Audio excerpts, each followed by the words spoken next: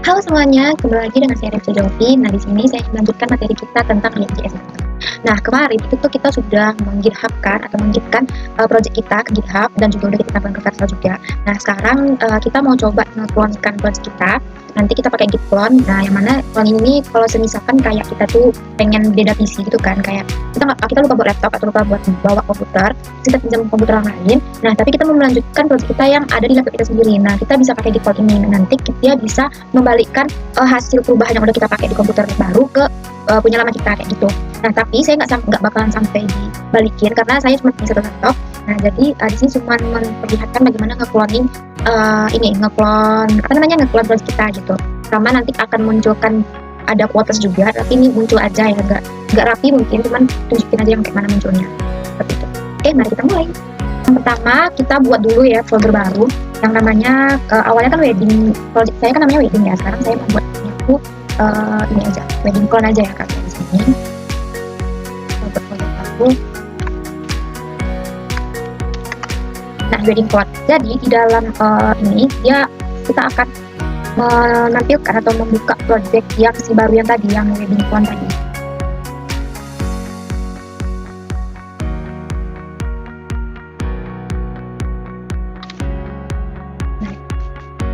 Oke, ini kan masih kosong ya teman-teman. Kita tuh rencana pengen nge-clone yang project wedding kita, tapi jangan copy paste ya.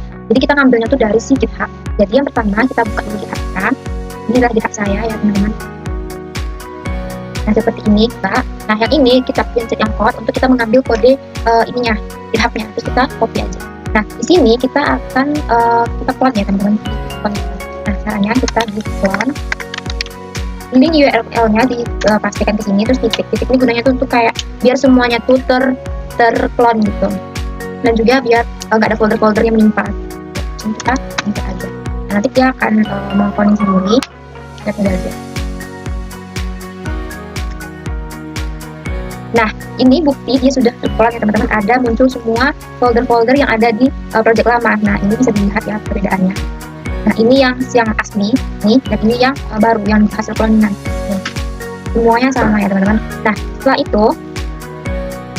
itu kita cek apakah dia benar-benar terclone atau tidak dengan baik ya. Kita cek di npm dan dev. Tapi ini kan folder baru ya, project baru. Nah, kalau project baru, npm dan dev-nya kan belum bisa dijalankan. Nah, kita harus menginstall npm-nya dulu. Caranya itu adalah npm.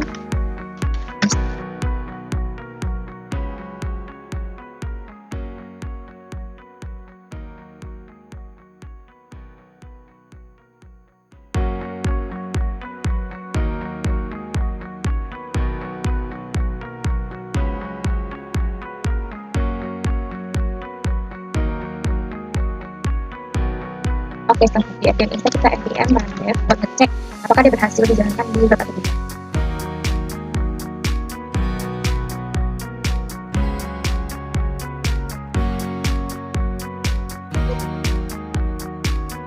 Oke, ini adalah hasil runningan dari si wedding clone-nya teman-teman. Nah, artinya kita sudah berhasil mengclone-kan project kita yang lama masukkan ke dalam folder baru gitu. Oke, nah yang kedua itu akan kita menampilkan quotes yang seperti ini ya teman-teman, kayak gini. Cuma ini mungkin belum rapi dan seharusnya kan di sini ya kalau misalkan kita mau nampilin quotes di dalam sisi admin. Cuman karena saya belum punya menu feedback, saya belum saya tambahin, jadi saya tampilkan aja dulu di luar kayak gini aja. Cuman nanti terakhir akan saya rapiin di bagian si feedbacknya. Nah, di dalam ini yang kita butuhkan itu adalah pastinya file quotes. Nah, file quotes itu saya buatnya itu di folder komponen ya teman-teman, karena dia berupa komponen, bukan berupa halaman. Nah, di dalam komponen saya punya file namanya quotes. Terus di dalam file quotes ini kita mengimport pastinya, importnya nanti ya. Kita buat kata-katanya tuh kayak gini. Ini untuk quote-nya, terus ini autornya kalau misalkan ada penulisnya, dan juga ini kalau ngeset apakah dia ada error atau tidak. Nah, di sini kita menggunakan use effect, yang mana use effect itu gunanya itu kayak dia akan menampilkan komponen itu saat dia udah dipanggil. Dia beda dengan use step ya. Kalau use step itu kan dia menyimpan komponen, bukan komponen sih, kayak menyimpan variabel gitu ke use step. Tapi kalau use effect dia akan menampilkan komponen itu saat dia dipanggil atau dirender. Nah, di sini kita pakai Axios, yang mana link dari quotes yang akan kita ambil itu adalah ini. Ini bebas ya linknya, nggak harus ini. Dia banyak ya link-link yang menyediakan quotes-quotes seperti itu. Nah, jadi nanti di dalam ini kita akan mengambil linknya itu ini, terus dan juga set autornya tuh strip-strip aja ya. Kita nggak nampilin siapa nama autornya. Nah, tapi kalau misalkan kita nggak mendapatkan ini, kita nggak ada nih quotes di dalam ini, dia akan masuk ke kondisi catch atau kondisi error, yang mana dia bakal munculin gagal mengambil quote. Kayak misal kita hapus aja ini satu nih, dia bilang gagal mengambil quote karena linknya tuh nggak ada gitu, nggak tersedia gitu. Seperti itu. Lanjut, jadi setelah itu nih kita akan kasih errornya ya. Error yang gagal mengambil quote itu tuh dengan class name-nya tuh teksnya tuh merah, itu dikasih error. Lalu di sini ada hasilnya atau keluarannya ya, di sini dia ada menampilkan quote-nya, terus dia akan menampilkan author-nya itu ya strip aja kalau pakai ini. Nah, ini merupakan kondisi if else ya, ditandai dengan titik 2 seperti ini.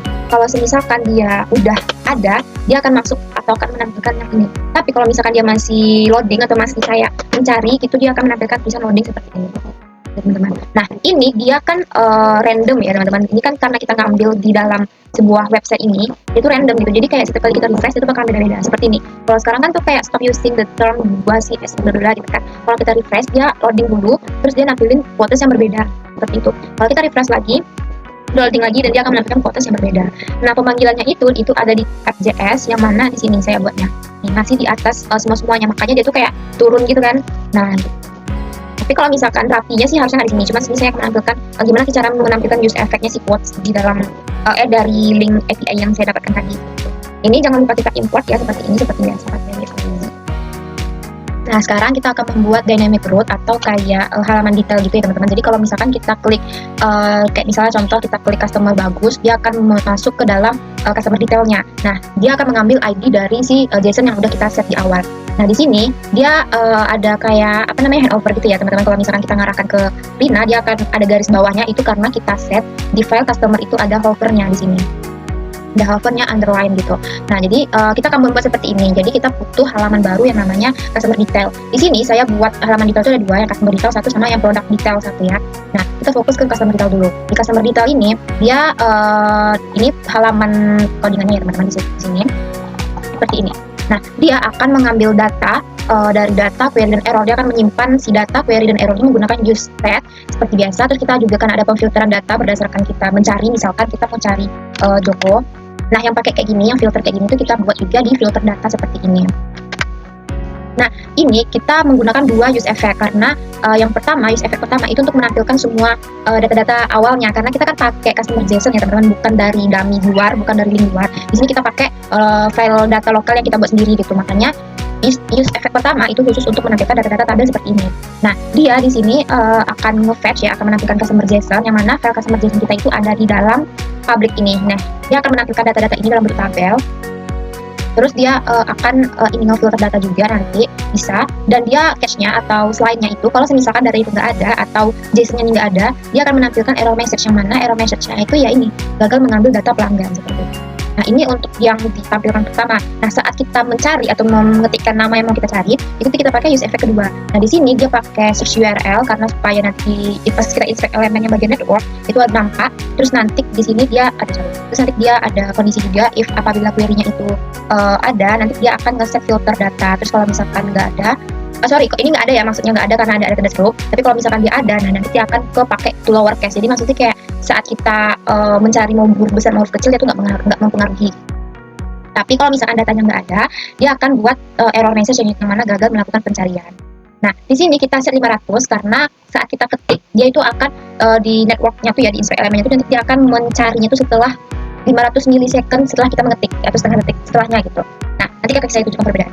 Terus di sini juga kita pakai timeout. Jadi pas kita ketik di sini tuh dia nggak setiap huruf yang kita ketikkan tuh untuk mencari, tapi dia tunggu kita selesai dulu, terus setengah detik kemudian baru dia mencari. Nah, kayak gitu. Itu bisa meminimalisir jaringan juga kan. Terus jadi kayak dia tuh nggak buang-buang gitu lah, nggak setiap huruf yang kita cari, tapi tunggu kita berhenti dulu baru mencarinya.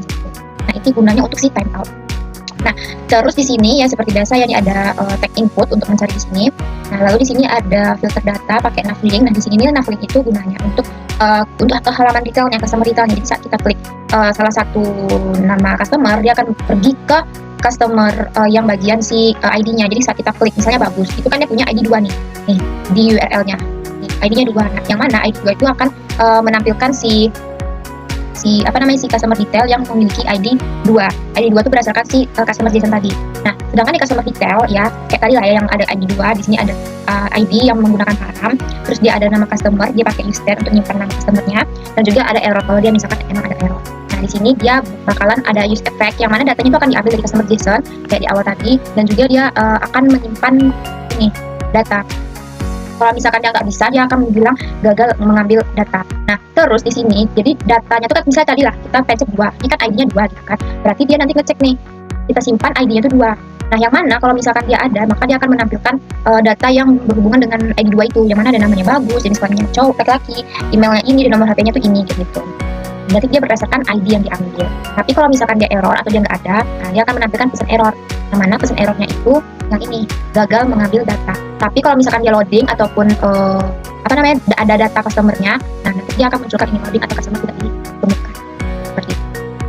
Nah, contoh yang saya bilang network tadi itu tuh pas kita inspect elemen, kita keluarkan dulu.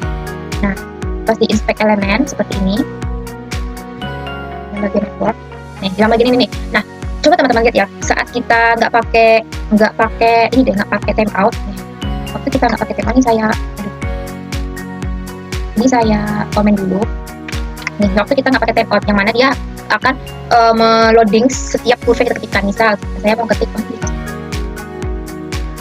saya mau ketik bagus. Nah, kalau bisa teman-teman lihat sini BA, BAG, BAGU bagus kayak gitu kan. Jadi setiap huruf yang kita ketikkan tuh dia bakalan ngeloading. Ini yang bikin lama. Tapi kalau misalkan kita pakai timeout seperti ini, pas kita ketikin ulang misalnya bagus, nah dia bakalan langsung bagus aja. Tapi sama kayak gini, kayak kita berhenti lah ya, misalnya kayak bah berhenti gitu, kayak bah. Nah, dia akan buat bah. Jadi bukan B terus bah kayak gitu. Terus gus. Nah, baru kayak gini. Nah, inilah guna si timeout nih. Jadi kayak bisa minimalisir jaringan lah seperti itu. Ini 500 ini bisa kita set kalau misalkan mau lebih lama lagi bisa kita set kayak gini. Jadi dia lebih lama lagi nge-loadingnya misalnya gini. Nih, nggak muncul. Tunggu sampai 50.000 milisecond kayak gitu.